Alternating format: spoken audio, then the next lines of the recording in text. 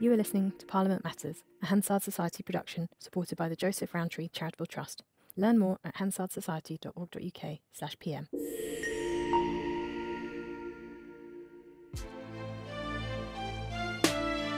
Hello and welcome to Parliament Matters, the podcast from the Hansard Society about the institution at the heart of our democracy, Parliament itself. I'm Ruth Fox. And I'm Mark Darcy.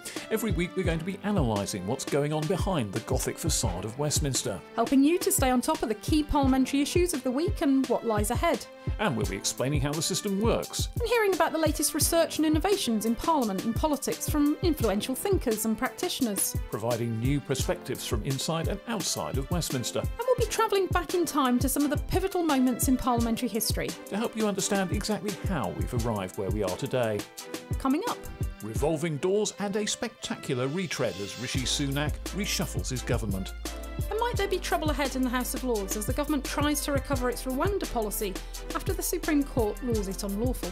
And it's the lawmaker's equivalent of winning one of those golden tickets from Willy Wonka, a chance to enter the private members' bill process.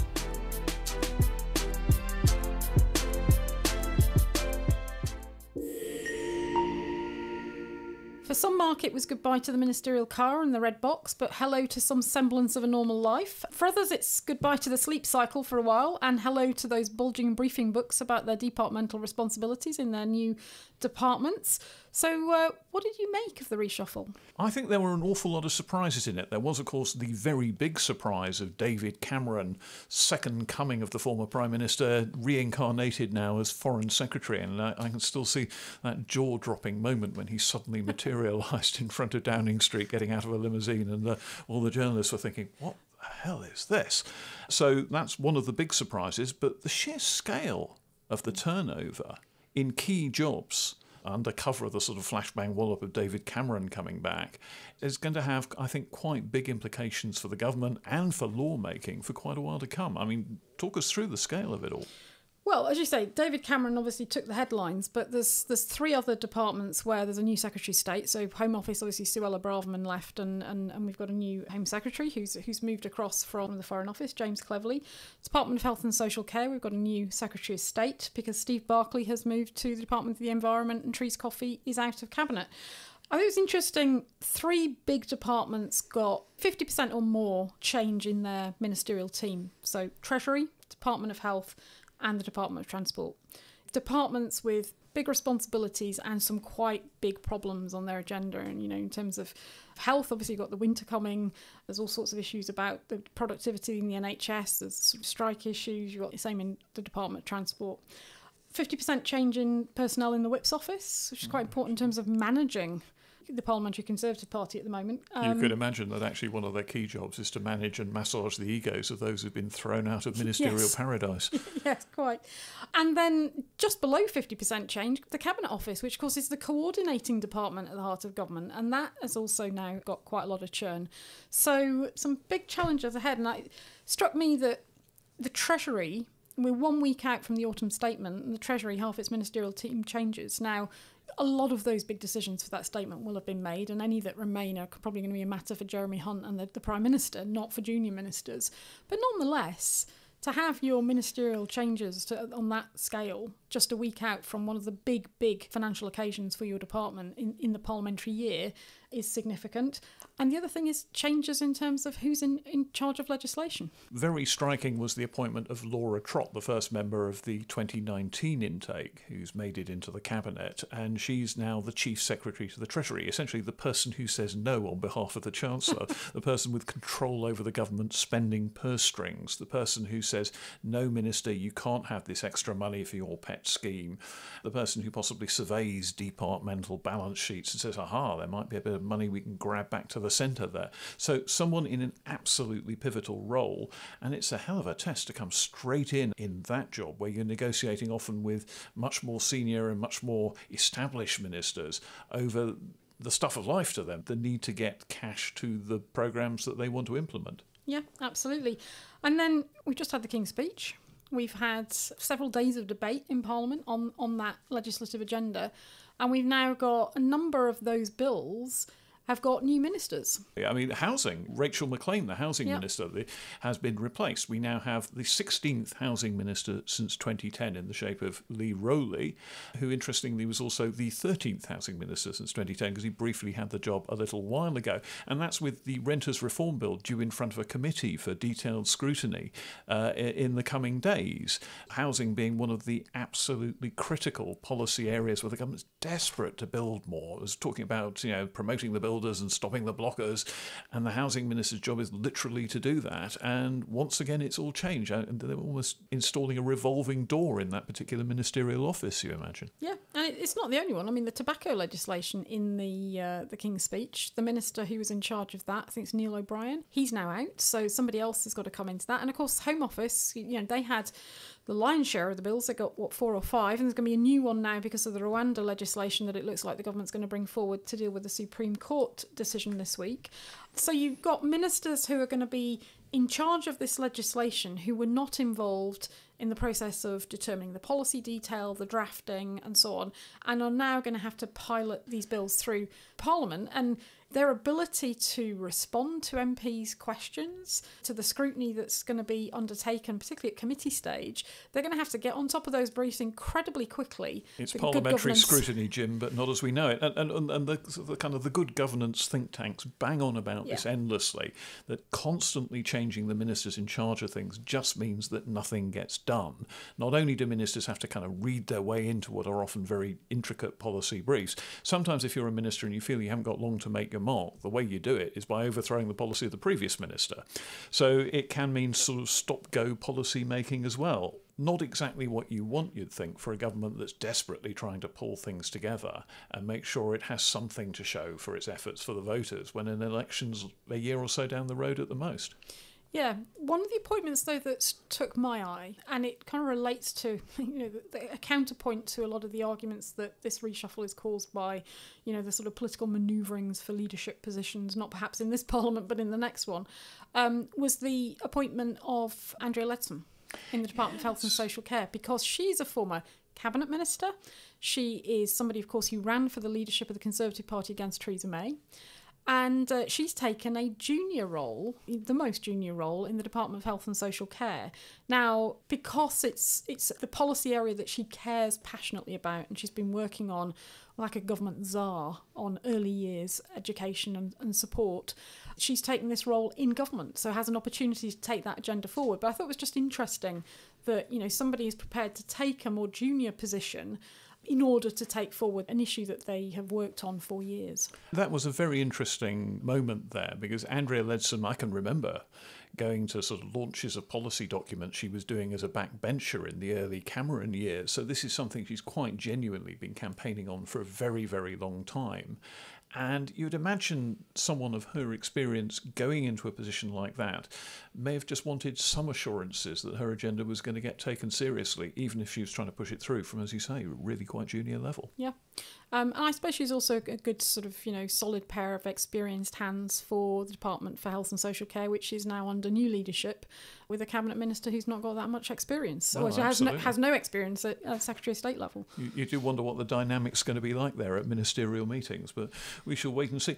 Another feature of the reshuffle is the departure of some quite surprising middle-ranking ministers, people you might have imagined, and indeed they might have imagined, were on a sort of smooth upward course to Cabinet Office. Jeremy Quinn, who is in the Cabinet Office at quite a senior level in charge of civil service reform. Neil O'Brien, we've already mentioned, up-and-coming health minister, former think tanky, very highly regarded by lots of people. They've kind of announced that they're going voluntarily because they want to get back into constituency business. Jessie Norman, another veteran minister, is another example of that. George Freeman, who's a science minister, who actually David Cameron once gave a sort of bespoke job on Minister for Life Sciences to try and create a whole new area of government policy. And I'm not quite sure what's going on here. I can't genuinely believe that they all wanted to go back to their constituencies and do casework. Well, perhaps not. I mean, some of them I think some of them just tired and exhausted, frankly, particularly somebody who's been in office for quite a number of years.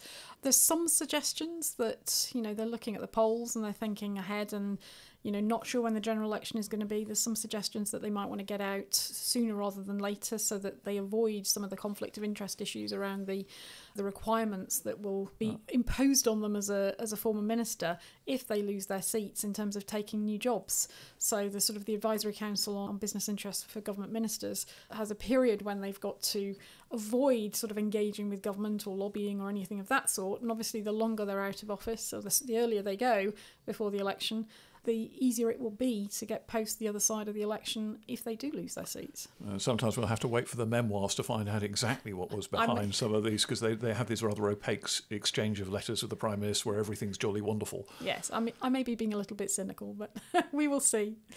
But of course the big one, the flash and bang and whiz that really caught people's imagination, was the sudden appearance of David Cameron back in the government as Foreign Secretary, and this sent everyone scurrying for their sort of boys' book of political precedents to see if there were any other examples of a former Prime Minister coming back into government this way, and of course there are. You have to go back to Lord Carrington in the Thatcher government, 1979, to find a Foreign Secretary who was in the House of Lords. Of course, it's the first former Prime Minister to go to the Lords since Margaret Thatcher. And obviously one of the criticisms of recent Prime Ministers is that they've not stuck around Parliament to lend their experience to the institution. Theresa May being the honourable exception, I suppose. The honourable exception. I suppose Liz Truss is still there, but we will see how long. And he's coming back now into the Lords. He's actually, I think, the fifth former Prime Minister to return to Cabinet, having ceased to be Prime Minister, and the last one being Alex Douglas-Home. Yeah, that was quite an interesting one. So Alex Douglas-Home had been around in politics for an awful long time by the time he became Prime Minister. I think he was once Neville Chamberlain's parliamentary private secretary, so that's how far he went back. He actually had to renounce his peerage and contest a seat in the Commons in a by-election so that he could then become Prime Minister. Confusingly, he'd been Foreign Secretary, but from the House of Lords in the early 60s under Harold Macmillan. Then he came back in and was Prime Minister for a while, remained an MP, and then in his second term as a Foreign Secretary under Edward Heath, he was doing it as an MP, so it all got slightly confusing. And Ted Heath had been effectively his deputy as Foreign Secretary when he was in the Lords in the Macmillan government. Ted Heath had been his deputy in the Commons. So there was a sort of symmetry. You can imagine one of those Star Wars riffs now. You've taught me well, Obi-Wan, now I am the master. So, yeah, quite. So yes, it took everybody by surprise, but I mean, I don't know. I don't quite know what to make of it. I think the idea that this is going to change somehow the political fortunes of the Conservative Party seems to me a bit unlikely. He has a lot of baggage. Yeah, well, indeed. And I also think that people in Parliament incredibly overestimate the impact that ministerial appointments and small changes in the SW1 pecking order have on the outside world. I'm not sure that many votes, if any at all, will be particularly changed either way by the arrival or departure of David Cameron. So I'm a bit cynical about it, but from a parliamentary point of view, it's not as if the foreign affairs is a quiet area at the moment, so I think special arrangements may be needed there. I wouldn't be surprised to discover that David Cameron had very quickly picked up the phone to Alicia Cairns, who's the chair of the Foreign Affairs Select Committee in the Commons, and offered to do a monthly turn in front of her committee just to make sure that MPs were getting a chance to question him directly. Yeah, well, the Speaker's already indicated in a statement to the House earlier in the week that he wants both the government and his officials to go away and consider the ways in which the Foreign Secretary can be held to account by MPs, because obviously being in the Lords he can't speak in the Commons, in the Commons chamber, so he can't participate in debates, he can't respond to urgent questions, can't make ministerial statements after major international gatherings or when crises happen.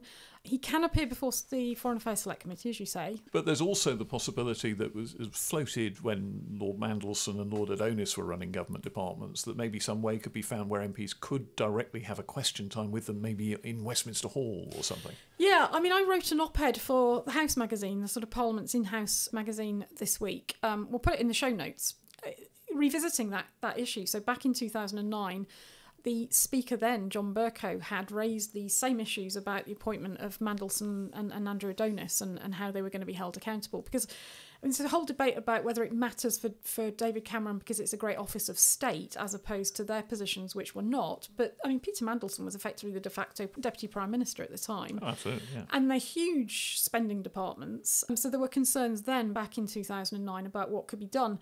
And the Procedure Committee looked at this in the House of Commons and came up with a proposal that was essentially twice in a session, the Secretary of State from the Lords should come to the Commons and should take questions, 2 45-minute sessions in Westminster Hall, which is sort of the second chamber, if you like. It's sort of off to the side of the main chamber, just in Westminster Hall itself. Doesn't have division lobbies, so it only has debates, doesn't have any, votable business.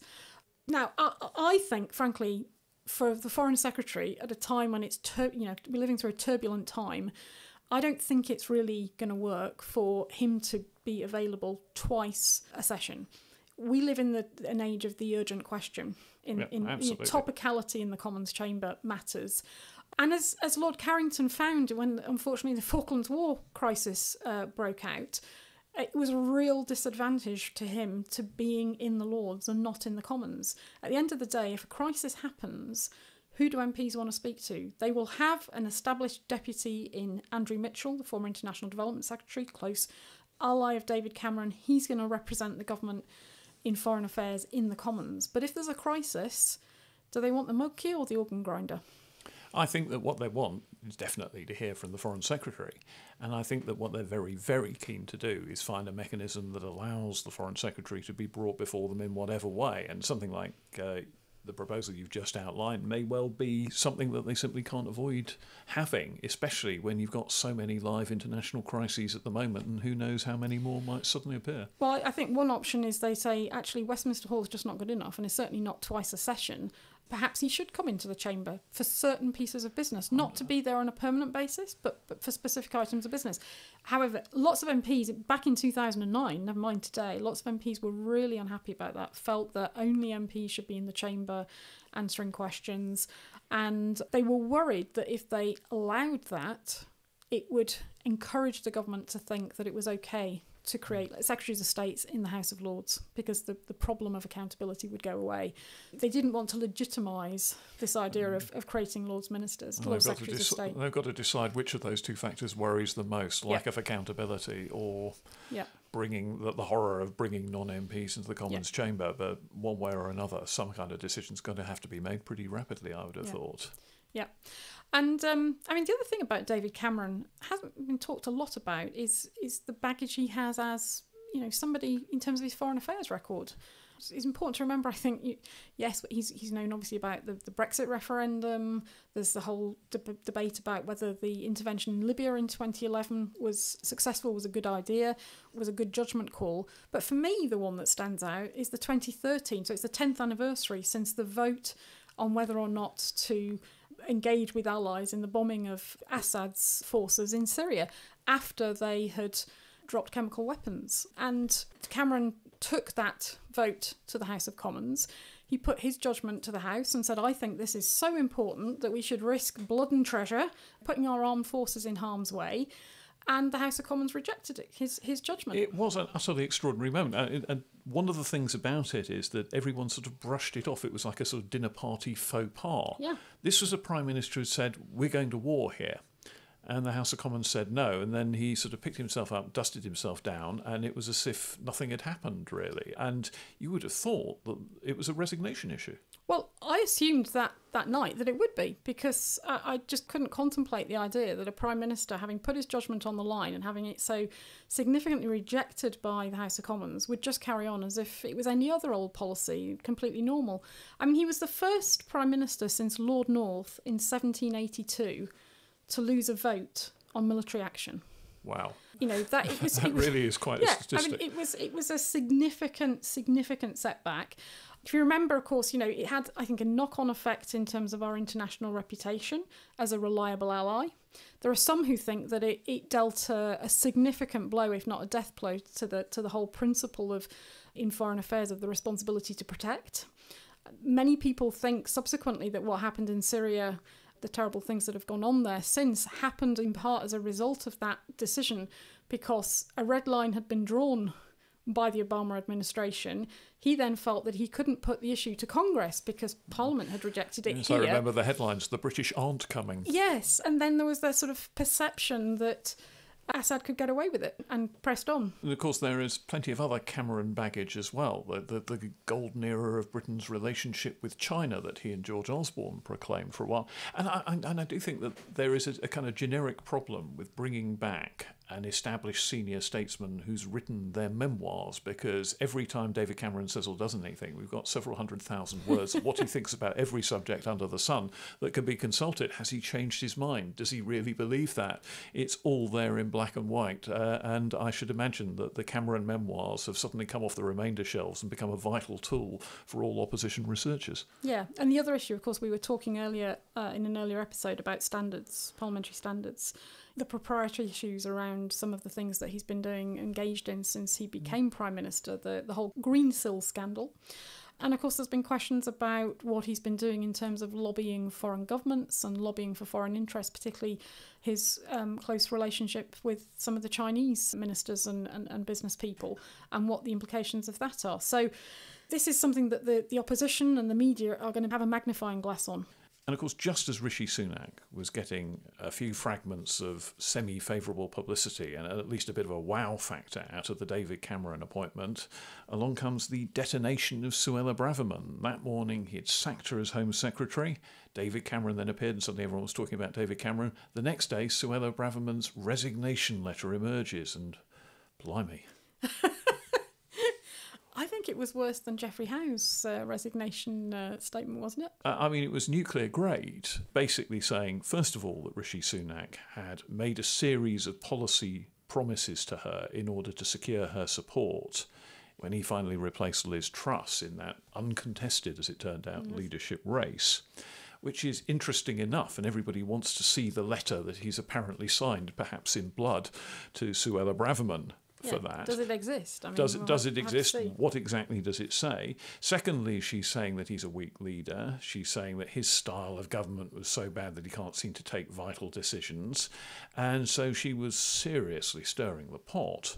And I'm told that quite a lot of Conservative MPs on the right of the party are now basically waiting to see what the government is going to do about its Rwanda policy, this whole policy of moving migrants to Rwanda, which was ruled as unlawful by the Supreme Court. And if they are not satisfied with the government's response to that Supreme Court ruling and any new legislation that might come out of it, then kapow, they are going to do something. I don't know what, but they're going to do something. So we're already hearing that, the famous letters into the 1922 committee to express concern about the Prime Minister and... as we were discussing with Philip Norton just the other week. As we were, yeah. So letters in to Sir Graham Brady. It's only half a dozen, though, at the moment, isn't it? It is not hardly going to stop the Prime Minister in his tracks. No, and there's probably half a dozen at any one time, I suspect, in the Conservative Party in recent years, such as the volatility. But we talked then about it being a plotter's charter. They can do this in secret. Andrea Jenkins, one of the MPs for one of the lead seats, she's been open about her position, but there'll be others who haven't.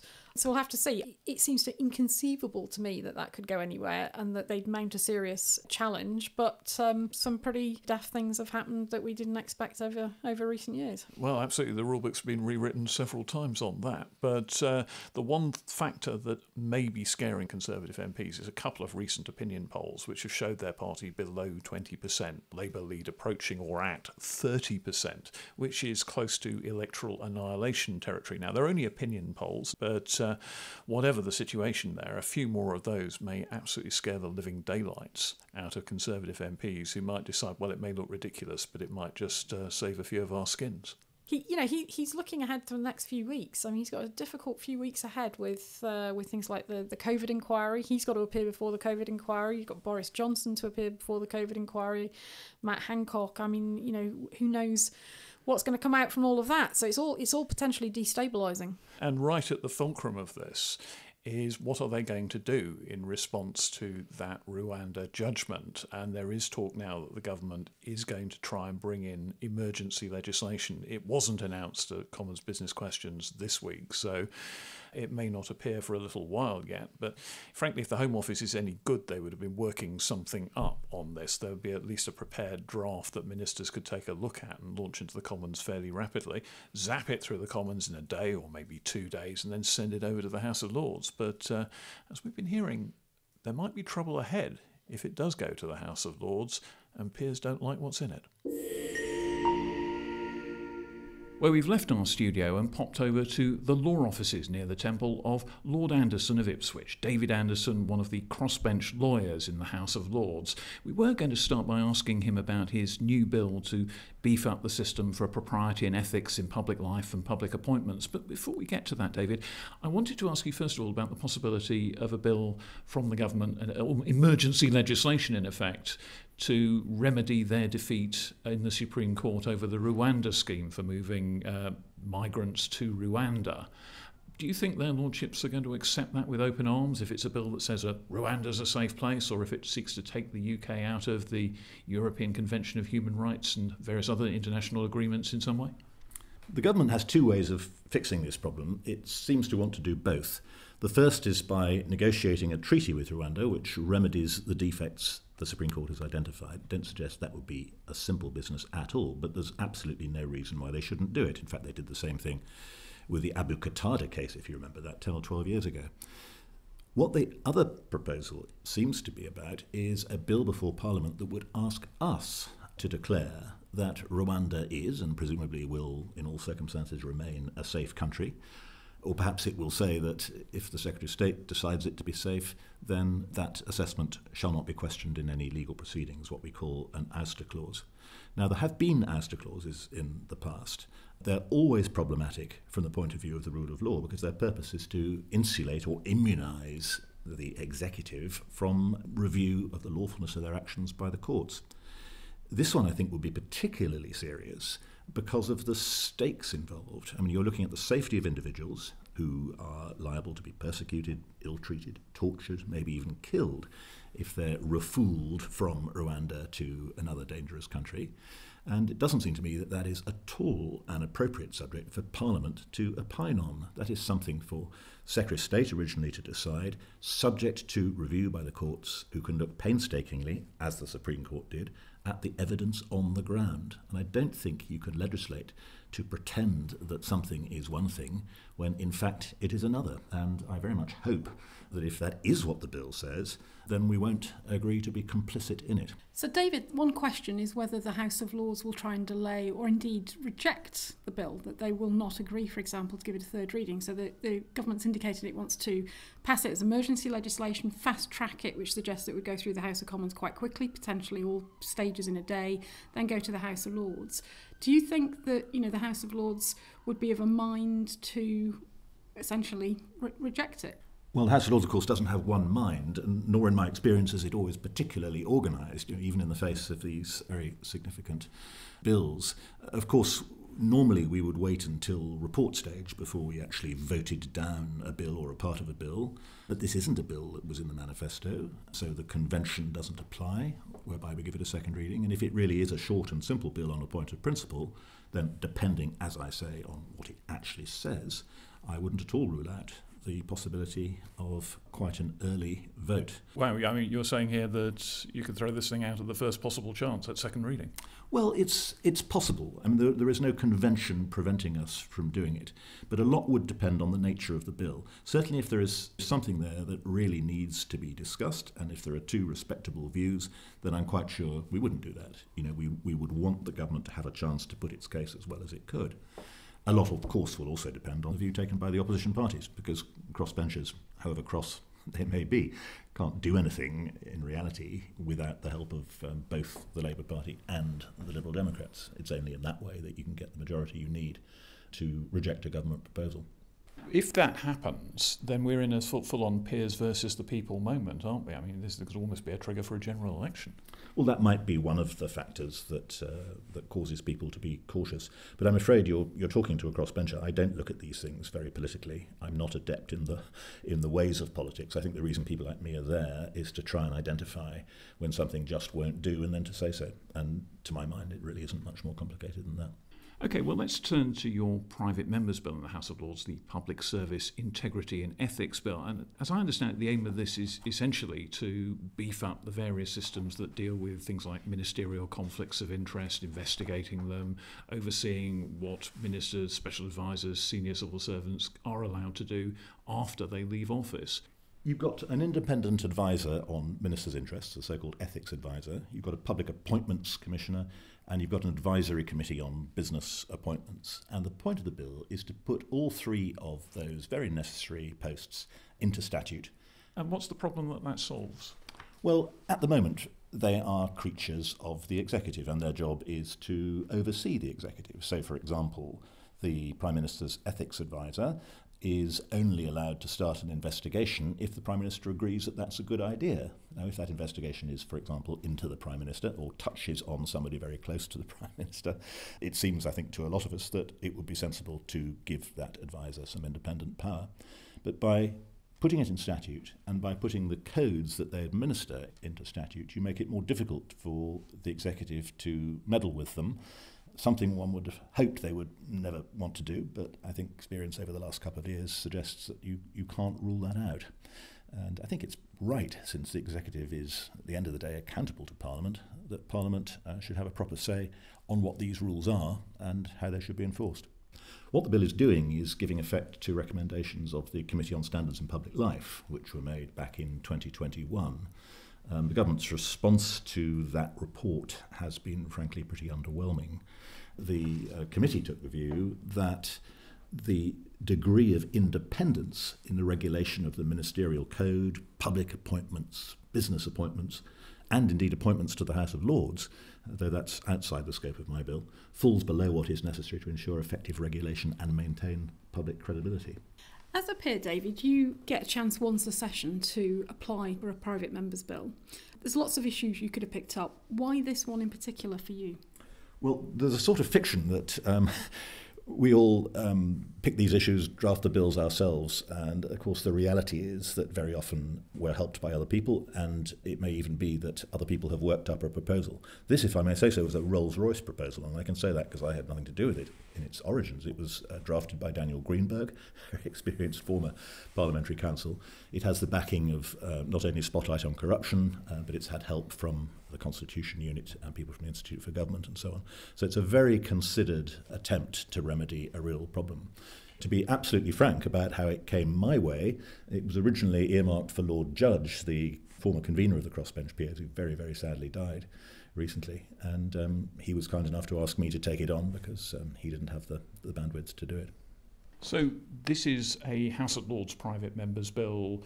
House of Lords private members bills are often quite extensively debated, knocked into shape in the House of Lords, but they almost never actually proceed into law of themselves. The ideas might be picked up and put into something else, but of themselves they don't go anywhere. So what are you hoping to accomplish by getting this onto the floor of the House of Lords, if you manage that with possibly an election looming?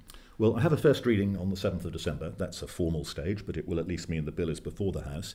And I finished sufficiently high up the ballot that there is at least a decent chance that we will have a second reading debate, which will focus, I think, attention and focus arguments at a very important time, because the parties are, I assume, drafting manifestos ready for the next election.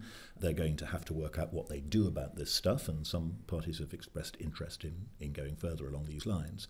So whether or not they pick up this specific bill, in a sense, is not the point, at least for me. The point is whether they pick up the ideas and whether they run with them.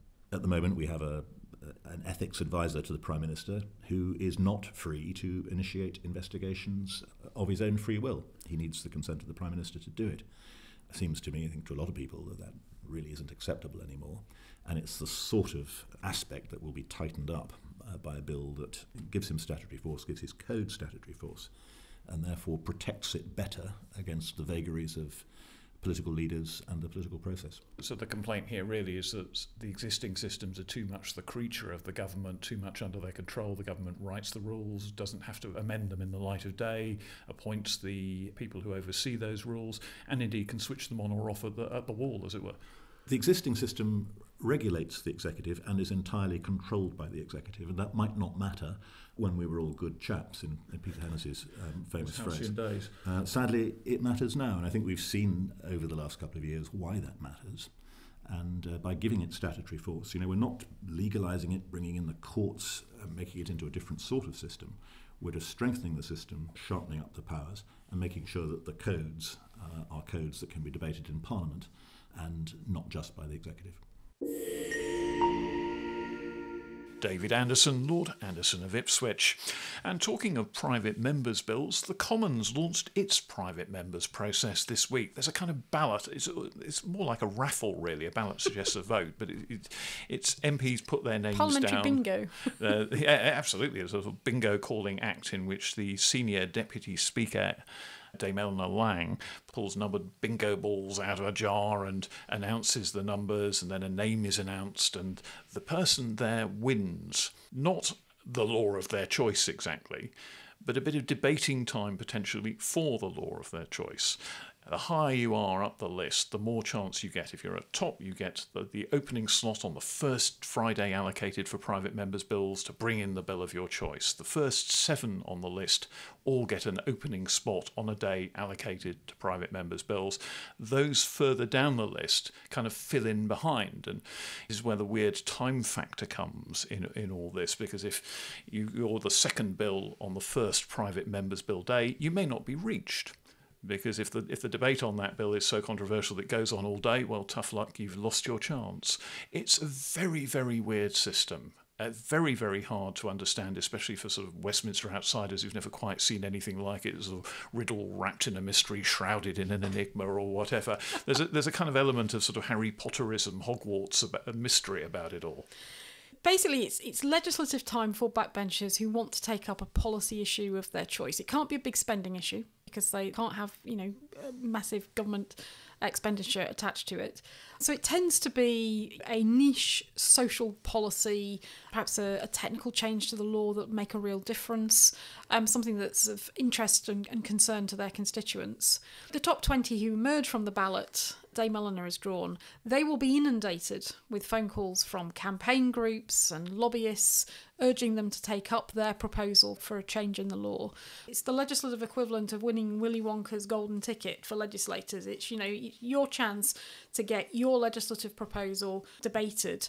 But the important thing is, although there's dedicated time on Fridays, the procedures are not the same as they are for government bills. And this is where it gets complicated, because MPs can talk them out. One MP alone, if they object, can talk out a bill. The time factor is the really weird bit of this process. Essentially, MPs can speak as long as they want in these debates. In the rest of the time in the Commons, they've probably got 2 or 3 minutes for a backbench MP to make a speech in an ordinary debate. Here, you can go on pretty much forever, and this is the secret weapon for those MPs who regard most private members' bills as sort of flabby, vexatious nonsense that shouldn't be polluting the statute book. And there are a large number of particularly conservative backbenchers who take this view that you should just stop encrustulating this legislation onto the statute book. And what they do is they just talk.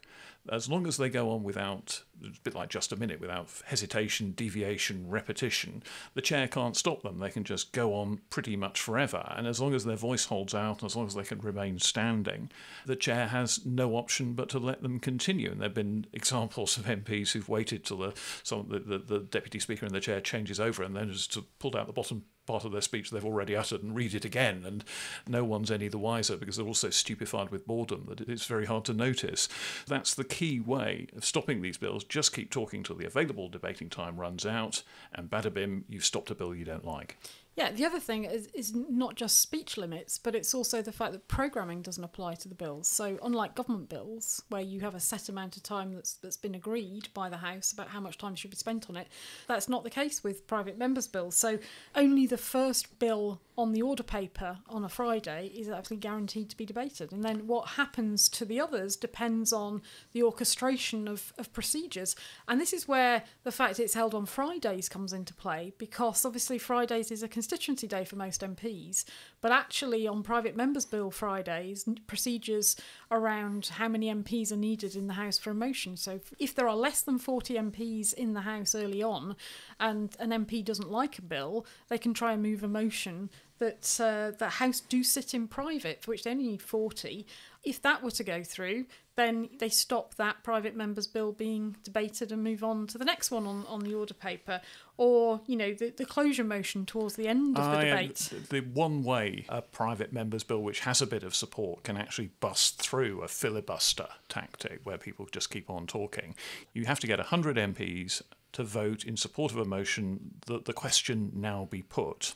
obviously you've also got to win the vote. So if 200 MPs voted against it, it wouldn't happen. But you've got to get at least 100 MPs voting for that to happen. And then if that vote is won, then you take the substantive vote right then and there. The difficulty with that is that the chair won't entertain such a motion until debate's been running for quite a while. So you're starting at 9:30 on a Friday. They probably aren't going to be prepared to take that motion till 12:30 or so, say.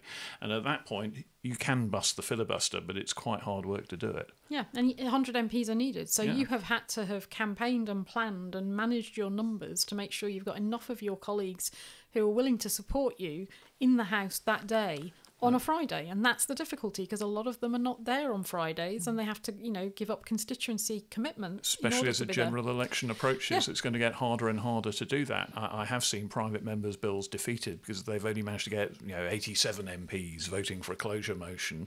And once that's happened, the filibusterers just get up and resume their speeches as if nothing had happened, but possibly with a slight smirk playing on their lips. Yeah, and the other thing you can see is that if you watch in the chamber what's going on, you can see the whips moving and sort of, sitting down with particular MPs, and there's clearly an orchestration of this behind the scenes. And actually, the point about the role of the whips, particularly the government whips, is they're becoming increasingly important in this process. In the last round of private members' bills, 16 were passed, but almost all of those 16 were measures that the government wanted and had kind of passed on to individual MPs. Not necessarily just Conservatives, by the way. Liberal Democrats, SNP MPs, Labour MPs picked up little bits of government legislation that they felt they could support in order that they've got a bit of law with the kind of their fingerprints on it.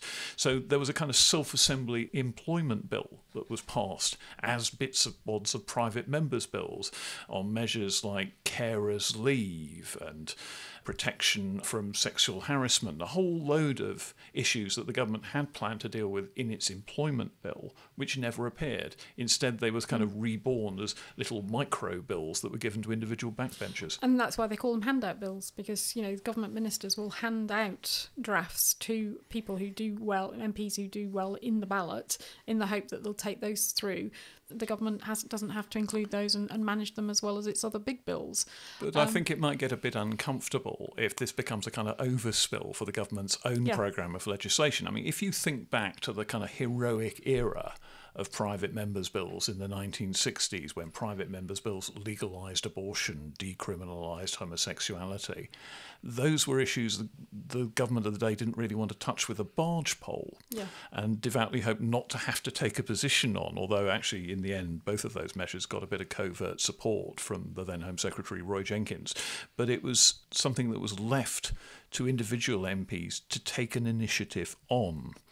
And if the government's just going to sort of gobble up private members' bill types with its own measures, and possibly with the implicit threat that if you want to do something else, we might not be sympathetic and we might find ways to block you, then the whole process just becomes a bit of a sort of adjunct. Yeah. So, I mean, the last session, as you say, there was 16. They were 16 ballot bills. So there's 3 different types of private members' bills. We're talking about ballot bills on a private members' bill Friday. But there's also, we call 10-minute rule bills and presentation bills. Different rules apply. But that, in total, I think it was 24 private members' bills went through in the last session, which is the largest number since the 1960s, I think. Phenomenal, absolutely. I mean, sometimes you get barely a handful of bills, and some of them are on quite anodyne technical matters that basically get through because no one's that interested in opposing them. But there are also, as I say, a group of Conservative MPs out there who sometimes take a pretty dim view of private members' bills. The lead figure these days is Sir Christopher Chope, who is seen as the person you have to go and see if you've got a private members' bill, see if you can square it with him. What concessions would you like, Sir Christopher? And I think he rather enjoys his moment in the sun, takes a fairly dim view of people complaining about the process if he feels they don't understand properly what they should have done before, which is basically consult him. And the problem with it is it gets a bit embarrassing, particularly for the government and the Conservative Party. He's a Conservative MP, because sometimes, there are bills that attract a lot of support, that people feel very strongly about. There's cross-party support for them. There was the Vera Hobhouse bill to ban upskirting, taking photographs up women's skirts, which Sir Christopher got up and objected to. Because there's another little facet of this process, which is sometimes you can actually get a bill passed with a formal second reading. There's a moment at 2:30 where the titles of all the bills that haven't been debated that day but were on the agenda are read out. And if no one shouts object, they're then deemed to have been read a second time. That is, they've got past that first debate without anyone actually having to debate them at all, hardly a word said, and they can go off to committee for detailed scrutiny. And Sir Christopher got up and shouted object when Vera Hobhouse's upskirting bill came up at that point, and he got a lot of opprobrium for it. It really was quite a backlash. Also the genital mutilation bill, which similarly I think it was he that objected to it. You end up in a situation with that it's so embarrassing that the government actually picks them up as government bills and takes them through under its own auspices. So you get this sort of reverse that, we've been talking about government handing out bills to backbenchers to do. Sometimes it happens in the reverse way because of the objections of individual MPs that, reputationally are damaging to the House of Commons. Because it's popular business. Lots of campaign groups, lots of campaign organisations get behind these bills. Lots of people are watching what happens on a Friday debate to see what's going to happen to the bill that they're interested in. And then they look at what's happening with the proceedings. It's difficult to understand, particularly if you can't see, you're watching it on telly, you can't see all the things that are going on in the chamber and see the orchestration of the events and the procedures. And it's just confusing. And sometimes also it's done in quite a jocular way, which I think puts the back up of people who would just quite support whatever measure it is that's in front of the House at the time, and they get quite offended by that behaviour. And I think that's one of the changes over the last 20 years or so, is that many more people now watch parliamentary proceedings and they don't like what they see. But the other point there that you made is that the government can sometimes pick up bills that have been proposed as private members' bills that perhaps haven't quite made it through the process, even without sort of malign interference by opponents, and decide that there's a good idea there that they want to put into law. And we've been talking to one MP who had exactly that happen to her. Well, to get an idea of the kind of things that happen when private members' bills are proposed, we've come to the office of Nikki Aitken, MP for the cities of London and Westminster, in 1 Parliament Street, one of Parliament's office buildings. Nikki, you have pursued a bill to try and sort out and licence and regulate rickshaws. And being an MP in this particular area, I imagine that's quite a big issue. So first of all, tell us, what's the issue that you're trying to deal with? Well, rickshaws or pedicabs are prolific in the West End, around Oxford Street and Soho and Marylebone and places like that, and they're not regulated, which means we don't know how safe the drivers are, how safe the vehicles are. They don't have to any checks.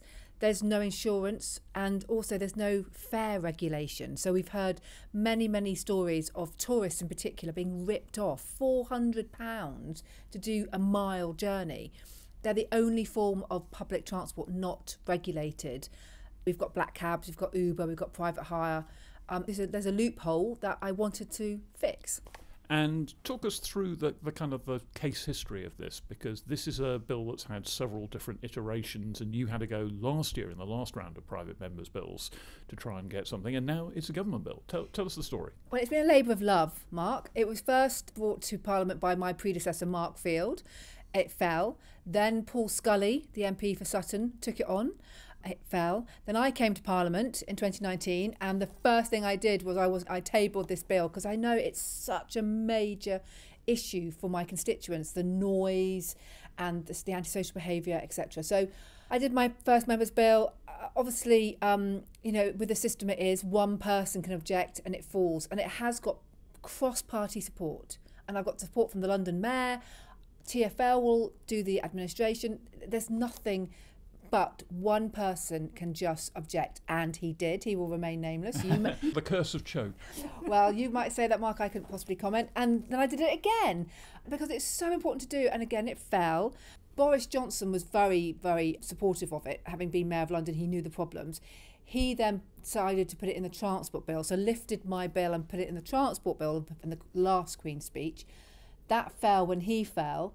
And then I started again trying to persuade Rishi Sunak's administration to take it on. And finally, in the King's speech, much to my shock but delight, the King said there was going to be a bill to deal with the scourge of pedicabs in London. So it's been long in gestation. Other previous MPs had also taken it up and tried to sort of run with the issue.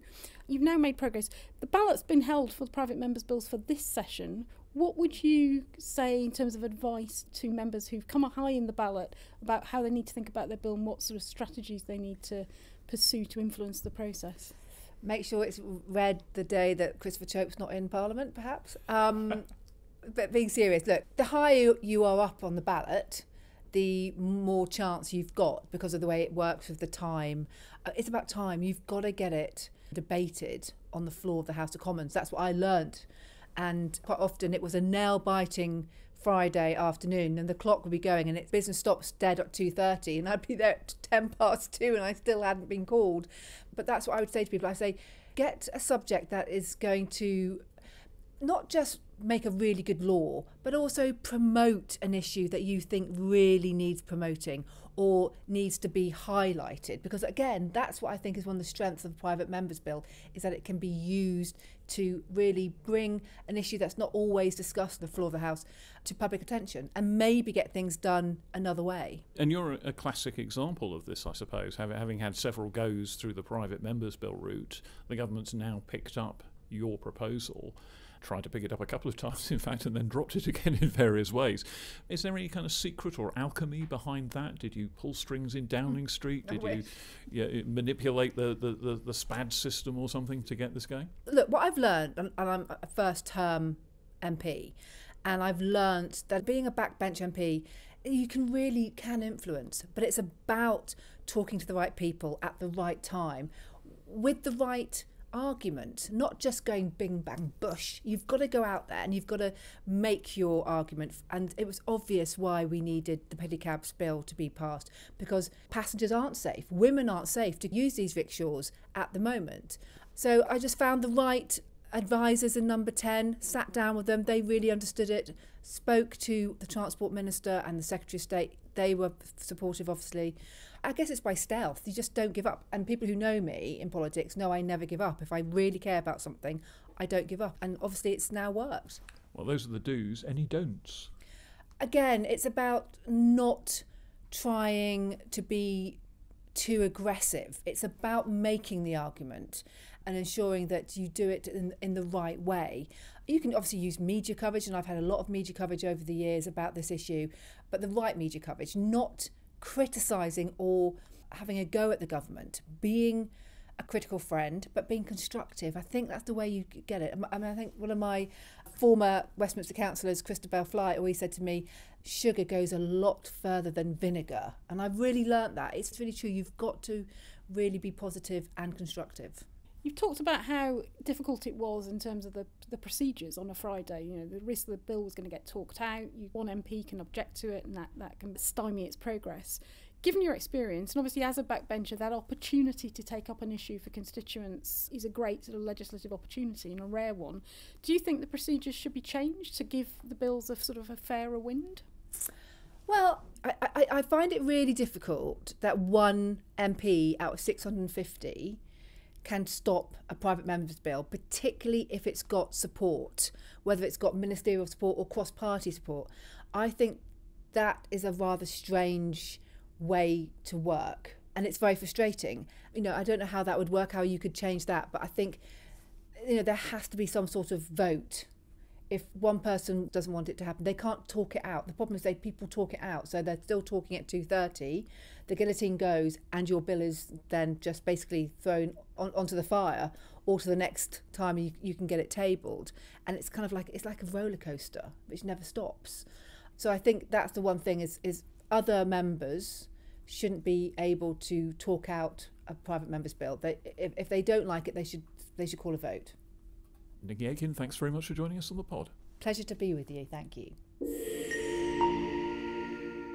So, Mark, I think we've just got time to cover the fact that in the last 24 hours, 56 Labour MPs rebelled against Keir Starmer's line on the King's Speech vote and the question of whether or not to support a motion for a ceasefire in Gaza. It's a big rebellion, possibly his biggest yet. 8 frontbench resignations as a result. 2 parliamentary private secretaries, 2 bag carriers have also gone. Big name among them, Jess Phillips, has left the front bench. What do you make of this? It's pretty painful stuff. The parallel that immediately occurs to me is what happened during the big vote on the Iraq War in the Blair era, 20-odd years ago now. But it was a moment where later on, those who'd rebelled against the government felt they could sort of sleep soundly in their beds. And those MPs who'd kind of, against their better judgment, had gone along with the party leadership, in many cases felt very, very uncomfortable and had a bad taste in their mouth, and were actually then more trouble to their party leadership as a result of having been sort of frog-marched through the lobbies in a particular way. The kind of emotional fallout on that comes back on them. This was a motion on the King's Speech on the domestic legislative agenda. And actually then, all the discussion around the vote was about a ceasefire in Gaza. So a foreign policy issue was basically tacked on. Yeah, around which, how much influence does the UK government really have, particularly when it's not evident that either side in that conflict want a ceasefire, certainly at the moment. Still less how much influence does the UK opposition have. Indeed. And on the other side of it, then there was sort of, there's also a debate here about Keir Starmer's leadership, and obviously given Labour's problems in relation to anti-Semitism in recent years, it's a sensitive issue. So there's sort of arguments about, is this what they should be focusing on in terms of these votes on the King's Speech? Should they have been focused more on the domestic legislative agenda? But as you say, they have to think about their constituencies as well. And for these MPs, quite a lot of them have got significant Muslim constituents who are inundating them with concerns about what's happening in the Middle East. And for some of them, it just is a matter of conscience. What I found odd about this in a way was that it almost became less about what position the UK should take about events in Gaza, and almost more, it seems to have transmogrified into an issue about Keir Starmer's party management, and is he a strong leader who can make his troops vote the way he wants to, and should he be taking a different position? And I just wonder if we're kind of almost overlooking the substance of the issue to get into the parliamentary game playing around it. I think, though, that's almost inevitable given where we are, unfortunately, because of the way the media play this. And I think it's not unrelated to the proximity of the election and the fact that, is Keir Starmer going to be the next Prime Minister? And not to continue this line, but one of the questions, I think, is what is he now going to do? He's lost these people from his front bench. Are they going to be permanently exiled until the election, or do they get back in fairly short order? If not, he's going to need a fairly substantial reshuffle himself now. What approach is he going to take to party discipline? Is he going to be looking ahead to the general election, looking ahead to the prospect of a Labour government? They're going to have an enormous number of challenges. They'll need unity and discipline. Is he going to basically say now, look, there is a price to pay? If you do want to rebel against the whip, you are going to pay a price. Potentially there are hundreds of would-be Labour MPs out there, candidates in winnable seats, looking at this, and I imagine it would inform their behaviour if they were to get elected, if they felt the government was just going to sort of wave indulgently, if a Labour-led government was going to wave indulgently at them and say, well, all right, you have your moment. You don't want a permanently soured faction, or at least more of one than you already have, out there who regard you as the enemy. And at the same time, as you say, you've got to have a bit of party discipline to hold together through what are certainly going to be very difficult times if there's a Labour government the other side of the next election. Yeah. OK, Mark, well, I think we'll leave it there, and we'll wait to see what Keir Starmer does in the coming days and weeks. Well, that's all from us for this week's episode of Parliament Matters. Please hit the follow or subscribe button in your podcast app to get the next episode as soon as it lands. And help us to make the podcast better by leaving a rating or review on Apple or Spotify and sharing your feedback. Our producer tells us it's important for the algorithm to give the show a boost. And Mark, tell us more about the algorithm. What do I know about algorithms? I write my scripts with a quill pen on vellum and then send it in by carrier pigeon. Well, before we go, a quick reminder also that you can send us your questions on all things Parliament by visiting hansardsociety.org.uk/PMUQ.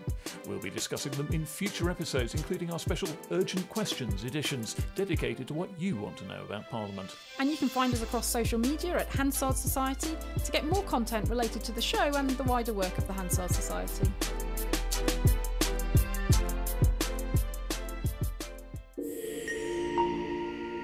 Parliament Matters is produced by the Hansard Society and supported by the Joseph Rowntree Charitable Trust. For more information, visit hansardsociety.org.uk/pm or find us on social media at Hansard Society.